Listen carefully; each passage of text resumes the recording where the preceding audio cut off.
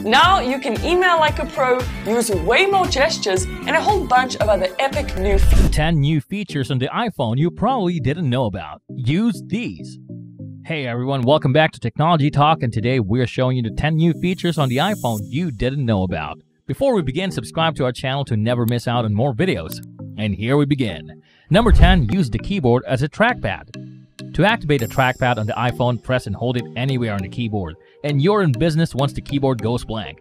Then, drag your finger around the text to move the cursor. To engage trackpad mode on an iPad, pull two fingers in any direction across the keyboard. Number 9, check that a surface is a level. You may use the level with your phone flat or perched on its side in either portrait or landscape mode. Next, tap the screen to set the angle to 0. If you want to measure the difference between two surfaces, or if you're working with a fixed surface that isn't level or vertical, after that move your phone around to see how much the two angles differ. Number 8, hit the backspace calculator. Simply slide to the left or right at the top of the screen to change the digits. The motion works as a backspace command, removing the last number you typed. To check, swipe down from the upper right corner of the screen on an iPhone X or later, or up from the bottom of the screen on the iPhone SE and previous devices to open the control center. Make sure the lock with the arrow around it is not triggered. Number 7, hide your private photos. When we want to exchange images or videos, we all hand our phones over to our buddies. Fortunately, the iPhone makes it simple to hide your most private photos. Select one or more photographs under Photos, then tap the Share button and select Hide. Your chosen photos will vanish from every location in your library, but you'll still be able to see them in the hidden folder within your albums, as stated in the confirmation notice. Number 6, go to bed on time.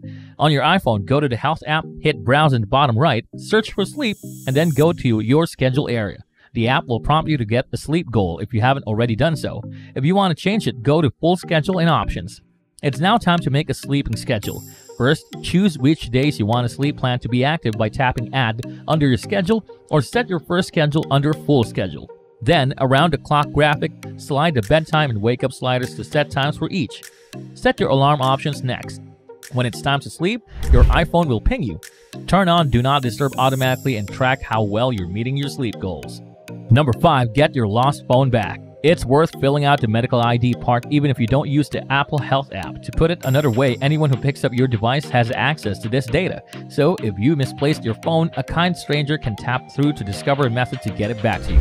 Enter the Settings app, go to Health, Medical, press ID, and then Edit to discover your medical ID. Then fill in the blanks with whatever information you choose.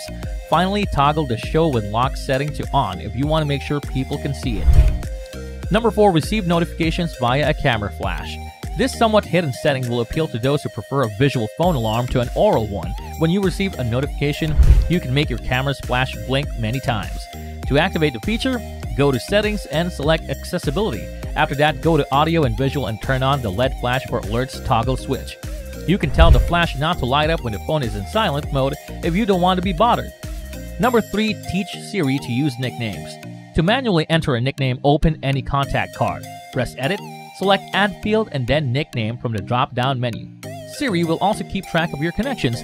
When you tell the assistant to call mom or call my employer, it will inquire who that designation belongs to and if it should remember that for future calls. To designate a relationship manually, tap on your contact card, go to Edit, and then enter a related name. Next, select a connection from the drop-down menu and tap the eye icon to attach it to a specific contact. Number 2, magnify what the camera sees. To utilize it, go to Settings, then go to Accessibility, then to Magnifier to turn it on. When Magnifier is turned on, open the iOS camera app and triple tap the side button or the home button on earlier phones to get the magnifier menu. Then take a closer look at anything with the slider at the bottom of the screen, even more intimate than your camera's zoom. And finally, at number 1, write on email attachments. To edit an image or PDF attachment you've received, simply open it and tap the markup icon in the top right, a pin tip in a circle. When you click Done, it will ask you how you want to respond or whether you want to undo your changes. You can reread your email before sending it if you desire to reply or compose a new message. Next, tap the attachment and pick Markup for a file you've attached to a new email. And that is it for today's video. Thank you so much for tuning in, and see you on the next video.